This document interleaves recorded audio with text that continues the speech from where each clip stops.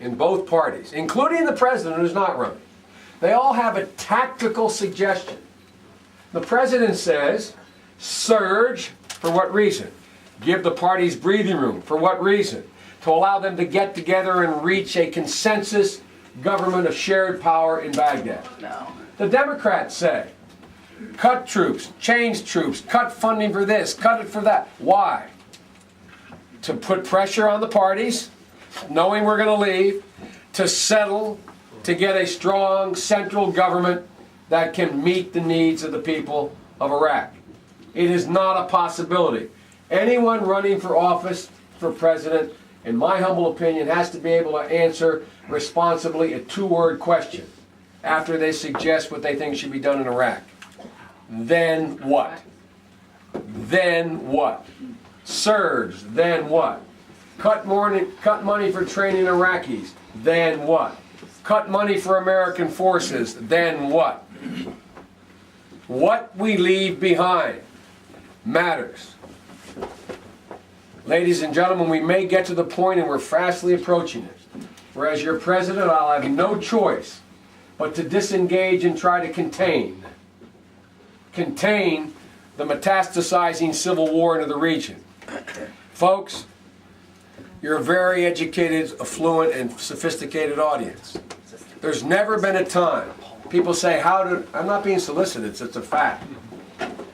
Everybody says, why did you and Les Gelb come up with this plan? What's it based on? It's based on history.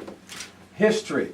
There's not been a single solitary time when there's been a self-sustaining cycle of sectarian violence where it's ever ended in any other than one of four ways.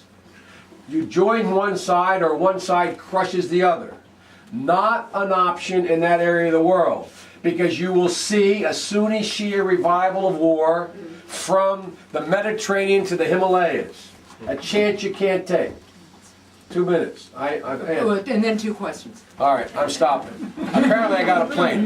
The bottom line is, folks, the reason I put out the plan that I put out to decentralize Iraq, have a limited central government, consistent with their constitution, give each of the regional powers more authority over the fabric of their daily lives, their own police forces, their own control of their education system, their own control of marriage, divorce, and the rest. It's the only solution. Federalization is the only solution that ever has worked. Look at what we did in Bosnia. Look what's happened. We've had for 10 years, 24,000 NATO troops there. Knock on wood, not one troop has been killed. Not one. The ethnic cleansing has stopped. They are now uniting in a common effort to become part of Europe.